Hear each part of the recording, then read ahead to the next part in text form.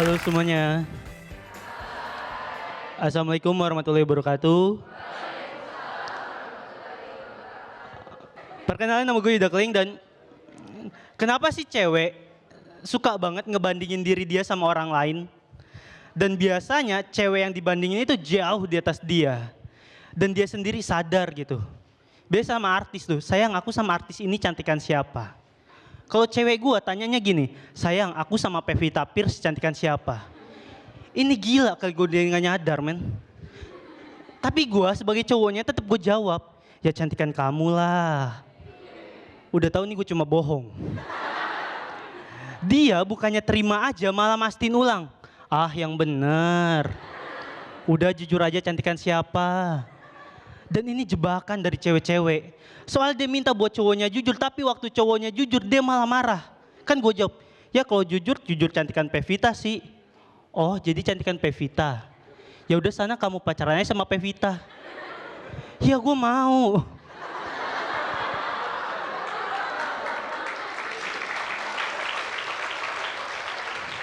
Cuma yang mau sama gue kan elu, bukan Pevita. Kalau Pevita mama gue mau, demi Allah.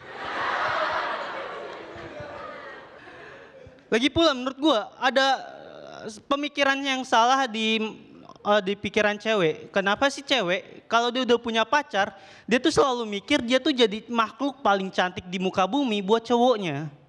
Padahal gue kasih tau ya cewek-cewek, kita cowok-cowok gak nganggep gitu. Serius.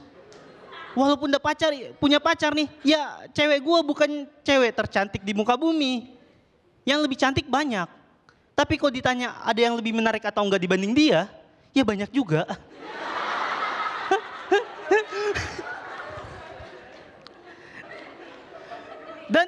Dan gini, menurut gue kita semua itu pasti punya teman yang kondisi keuangannya jauh di atas kita. Dan ini kadang gak enak banget, soalnya gaya kita dan gaya teman kita jadinya beda banget. Contoh gue dan temen gue dari atas sampai bawah barangnya branded semua. Baju dari Amerika, celana dari Australia, sepatu dari Itali. Nah gue men, baju Tanah Abang. Celana bekas papa gue. Sepatu nyolong di masjid. Enggak. Sepatu gue sekarang udah bagus men, yoi, di endorse. 100.000.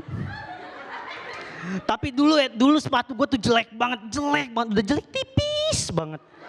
Dulu gue kalau nginjek paku payung aja langsung tembus ke paha.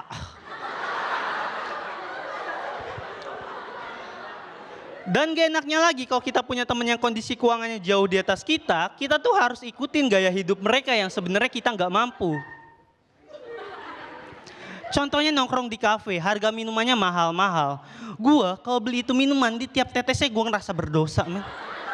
Gue minum sambil gemeteran gitu, ya Allah. Maafin hamba ya Allah. Selesai minum sholat taubat.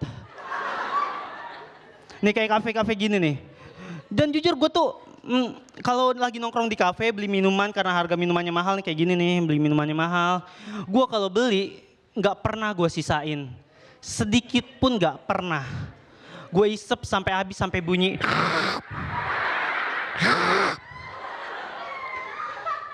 Dan kadang gak cuma minumannya men. Es batunya juga. Gue tungguin sampai mencair. Kadang kalau gak sabar gue ambil korek, gue bakar. Kadang gue bawa pulang ke rumah, taruh kulkas buat dijual lagi. Lagian ya, ngapain sih nongkrong di kafe? Ngapain nongkrong di kafe? Di kafe tuh apa-apa mahal. Kopi harganya 50.000. Lu beli kopi 50.000 di warkop, setahun gak habis-habis. Meledak-meledak tuh mata. Tapi ya jujur, gue tuh pengen banget jadi orang kaya. Soalnya capek hidup susah. Masalahnya itu doang, udah hatam gue. Gue tuh pengen jadi orang kaya, gue tuh pengen ngerasain bingungnya harus beli iPhone 6 atau iPhone 6 Plus. Soalnya selama ini masalah gue cuma sekitaran beli pulsa yang ceban atau yang goceng. Ceban gak cukup isi kuota, goceng guanya gak jajan. Tapi ya gue takut kok gue jadi orang kaya karena gue udah biasa hidup susah. Karena gue udah biasa hidup susah, kalau gue jadi orang kaya, Gue takut keluarga gue tuh kaget. Misal gue jadi orang kaya, rumah gue renovasi. Kamar mandinya gue pasangin shower. Papa gue masuk kamar mandi, mau mandi. Dia nyalain showernya, dia ambil gayung, dia tadangin. Habis itu dia pindahin ke ember. Ember baru mandi. Gue udah, terima kasih.